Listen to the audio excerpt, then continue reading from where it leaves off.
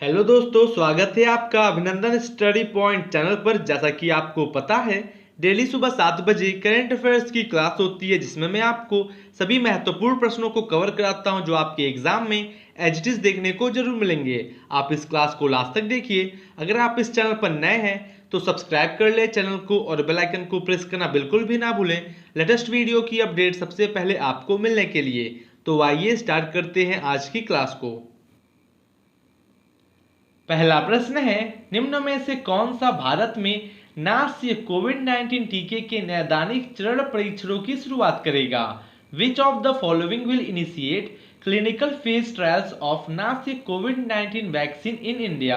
Right answer होगा option number D, A और B दोनों, सीरम इंस्टीट्यूट ऑफ इंडिया और भारत बायोटेक। बात करते हैं इस प्रश्न से रिलेटेड कुछ इंपॉर्टेंट पॉइंट्स के बारे में जो आपके एग्जाम्स के लिए काफी हेल्पफुल होगा। भारत में नास्य कोरोना वायरस टीके के नैदानिक परीक्षण जल्द ही शुरू होंगे। पुणे का सीरम इंस्टीट्यूट ऑफ इंडिया और हैदराबाद का भारत बायोटेक भारत में नास्य कोविड-19 टीके के नैदानिक चरण परीक्षणों की शुरुआत करेगा। विश्व स्वास्थ्य संगठन WHO के अनुसार वर्तमान में चरण 3 परीक्षणों में सभी टीके इंजेक्शन के दौरान लगाए जाते हैं। आशा करते हैं आपको सभी चीजें समझ में आ गई होंगी, आप इसको ध्यान रखिएगा। अगला प्रश्न है, एसएस पुरी का अक्टूबर 2020 में निधन हो गया। वे किस राज्य के पूर्व भ्रष्टाचार निरोधक ब्यूरो एसीबी के प्रमुख थे? एसएस पुरी जिनका निधन हो गया वह महाराष्ट्र राज्य के पूर्व भ्रष्टाचार निरोधक ब्यूरो एसीबी के प्रमुख थे। डिस्कस करते हैं फुल डिटेल में। महाराष्ट्र के पूर्व भ्रष्टाचार निरोधक ब्यूरो एसीबी के प्रमुख एसएस पुरी को दिल का दौरा पड़ा और उनकी मृत्यु हो गई। वे 1967 बैच के आईपीएस अधिकारी थे जिन्हें उनके प्रशासन के लिए जाना जाता था। उन्हें multi core stamp paper racket की जांच के लिए एक विशेष जांच दल का प्रमुख नियुक्त किया गया था, जिसे मुख्य आरोपी अब्दुल अब्दुल करीम तेलगी के नाम पर तेलगी घोटाला कहा जाता है। आप इसको समझ गए होंगे, महत्वपूर्ण है एग्जाम के लिए। महाराष्ट्र राज्य को आप मैप में देख सकते हैं, इसको राज्य का दर्जा मिला 26 जनवरी 1950 को। कैपिटल है मुंबई। नंबर ऑफ डिस्ट्रिक्ट है 36। गवर्नर है भगत सिंह कोश्यारी। चीफ मिनिस्टर है उद्धव ठाकरे और लोकसभा सीट से 48 और राज्यसभा सीट्स 19 है। दोस्तों, आप इस क्लास को लास्ट तक देखिए, आपको बहुत कुछ सीखने को जरूर मिलेगा, आप में इंप्रूवमेंट होगा और आने वाले एग्जाम्स के लिए आप काफी अच्छे तरीके से प्रिपेयर भी हो सकेंगे। नेक्स्ट क्वेश्चन है, दिल्ली और जिला क्रिकेट संघ के नए अध्यक्ष के रूप में किसे निर्विरोध चुना गया है? रोहन जेटली को दिल्ली और जिला क्रिकेट संघ के नए अध्यक्ष के रूप में चुना गया है। पूर्व वित्त मंत्री स्वर्गीय अरुण जेटली के सुपुत्र रोहन जेटली को दिल्ली और जिला क्रिकेट संघ DDCA के नए अध्यक्ष के रूप में निर्विरोध चुना गया है। उन्हें 30 जून 2021 तक इस पद पर बने रहने की उम्मीद है। गौरतलब यह है कि स्वर्गीय अरुण जेटली ने 1999 और 2013 के बीच DDCA के अध्यक्ष के रूप में भी काम किया था। बाकी पदाधिकारियों के लिए चुनाव 5 से 8 नवंबर 2020 से होंगे। एग्जाम के लिए महत्वपूर्ण है दोस्तों, आप ये समझ गए होंगे। बात करते हैं दिल्ली के बारे में फुल डिटेल में, जो कि इसका फॉर्मेशन हुआ था यूनियन टेरिटरी के रूप में 1956 को और इसका फॉर्मेशन हुआ national capital territory of Delhi के रूप में 1 फरवरी 1992 को। लेफ्टिनेंट गवर्नर है अनिल बैजल। चीफ मिनिस्टर है अरविंद केजरीवाल और deputy chief minister Manish Sisodia. Literacy rate है 2011 के अनुसार 86.21% और सेक्स रेशियो है 2011 के अनुसार 868 प्रति 1000 पर। अगला प्रश्न है, किस महीने में पहला SCO स्टार्टअप फोरम शुरू किया जाएगा? जो कि अक्टूबर 2020 में पहला SCO स्टार्टअप फोरम को शुरू किया जाएगा। 28 अक्टूबर 2020 को SCO व्यापार मंत्रियों की बैठक से पहले 27 अक्टूबर 2020 को पहली बार SCO स्टार्टअप फोरम शुरू किया जाएगा। फोरम कई उद्यमिता गतिविधियों को शुरू करके सहयोग के क्षेत्रों की पहचान करेगा। यह SCO सदस्य राज्यों में स्टार्टअप परिस्थितिकी तंत्र की सांस्कृतिक और आर्थिक विशेषताओं को समझने में मदद करेगा।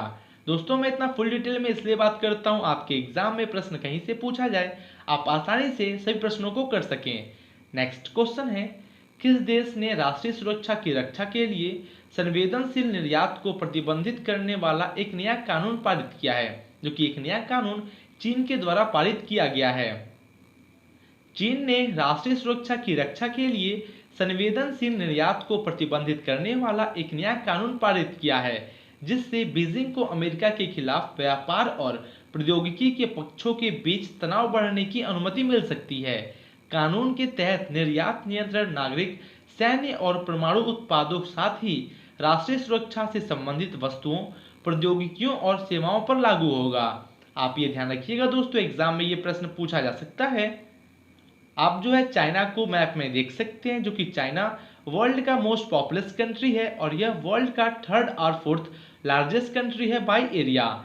चाइना की कैपिटल है बीजिंग, गवर्नमेंट है unitary Marxist Leninist one party socialist Republic, president है शी जिनपिंग और करेंसी है रेनबिंबी युआन। दोस्तों कोई भी कंट्री आपके न्यूज में है, करंट में है, उसके प्राइम मिनिस्टर, प्रेसिडेंट, करेंसी से एग्जाम में प्रश्न पूछे जाते हैं, आप इसको ध्यान रखिएगा। अगला प्रश्न है, भारतीय रेलवे आगामी त्योहारों के मौसम के मद्देनजर 20 अक्टूबर 2020 से 30 नवंबर 2020 तक कितने त्योहार स्पेशल ट्रेनों का संचालन करेगा, जो कि 392 स्पेशल ट्रेनों का संचालन करेगा। भारतीय रेलवे आगामी त्योहारों के मौसम के मद्देनजर 20 अक्टूबर 2020 से 30 नवंबर 2020 तक 392 त्योहार विशेष रेलगाड़ियों का परिचालन करेगा। ये ट्रेनें कोलकाता, पटना, वाराणसी, लखनऊ जैसे स्थानों के लिए चलेंगी और यात्रा के वर्ग के आधार पर मेल या एक्सप्रेस ट्रेनों की किराए की तुलना में विशेष शुल्क 10 से 30% तक महंगा हो जाएगा। आप ये समझ गए होंगे। नेक्स्ट क्वेश्चन है, पश्चिम बंगाल के खेल मंत्री अरूप विश्वास और आई लीग के सीईओ सुनंदो धार की उपस्थिति में निम्न में से किसने अक्टूबर 2020 में अपनी आई लीग ट्रॉफी प्राप्त की है, जो कि मोहन बागान ने अपनी आई लीग ट्रॉफी को प्राप्त किया है।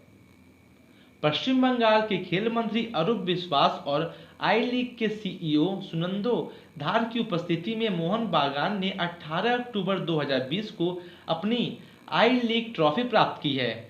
मोहन बागान क्लब के सदस्यों और उसके समर्थकों के द्वारा फोटो खींचने के लिए 2 से 5 नवंबर 2020 तक ट्रॉफी प्रदर्शित की जाएगी और मोहन बागान ने आइजॉल एफसी को हराकर 10 मार्च 2020 को आई लीग का ताज जीता था। एग्जाम के लिए महत्वपूर्ण है दोस्तों, आप ये ध्यान रखिएगा।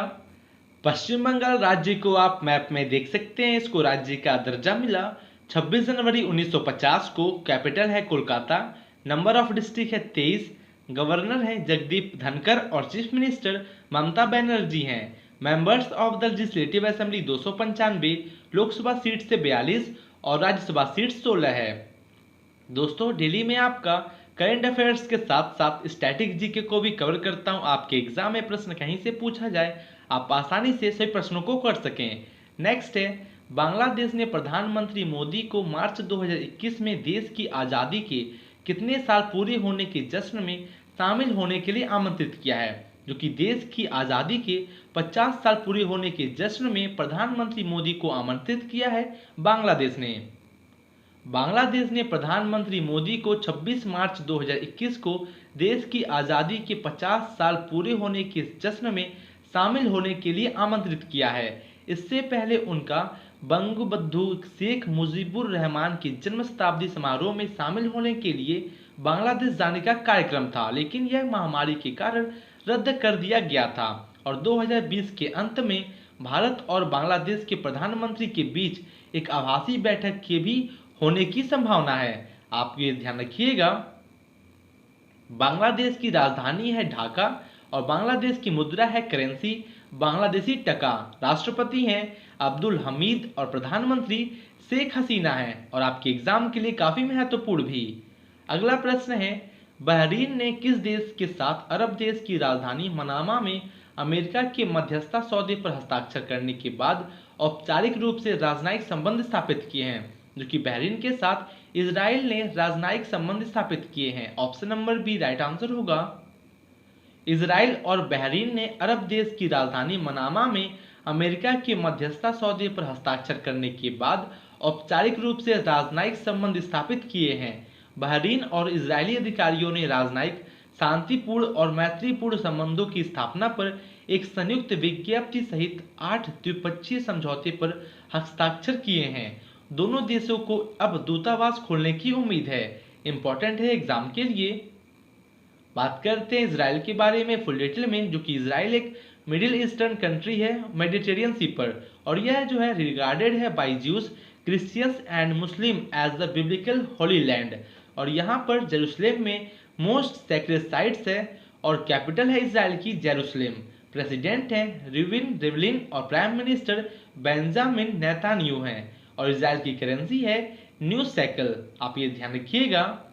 नेक्स्ट क्वेश्चन है, भारत और निम्न में से किस देश की नौसेनाएं त्रिंकोमाली में 3 दिवसीय सैन्य अभ्यास कर रही हैं? जो कि भारत और श्रीलंका की नौसेनाएं त्रिंकोमाली में 3 दिवसीय सैन्य अभ्यास कर रही हैं। भारत और श्रीलंका की नौसेनाएं त्रिंकोमाली में 3 दिवसीय सैन्य अभ्यास कर रही हैं। वार्षिक भारतीय नौसेना इन श्रीलंका नौसेना द्विपक्षीय समुद्री अभ्यास स्लीनेक्स 2020 के 8वें संस्करण को 19 से 21 अक्टूबर 2020 तक त्रिंकोमाली श्रीलंका में आयोजित किया जा रहा है। स्लीनेक्स का पिछला संस्करण सितंबर 2019 में हुआ था और यह जो है कहाँ पे हुआ था? विशाखापट्टनम में संचालित किया गया था। आपके एग्जाम के लिए काफी महत्वपूर्ण है। श्रीलंका की राजधानी है श्री जयवर्धनापुरे कुट्टे, जो कि प्रशासनिक राजधानी है, और कोलंबो वाणिज्यिक राजधानी है। श्रीलंका की करेंसी है मुद्रा श्रीलंकाई रुपया। दोस्तों, अगर आपको ये क्लास अच्छी लग रही हो तो आप लाइक करें, कमेंट करें और शेयर जरूर करें। अगर आप इस चैनल पर नए हैं तो सब्सक्राइब कर लें चैनल को और बेल आइकन को प्रेस करना बिल्कुल भी ना भूलें लेटेस्ट वीडियो की अपडेट सबसे पहले आपको मिलने के लिए। नेक्स्ट क्वेश्चन है, 11वीं बटालियन भारत से तिब्बत सीमा पुलिस ITBP ने किस राज्य से राज्य के सीमावर्ती गांवों तक साइकिल अभियान चलाया है? जो कि सिक्किम राज्य से राज्य के सीमावर्ती गांवों तक साइकिल अभियान को चलाया गया है।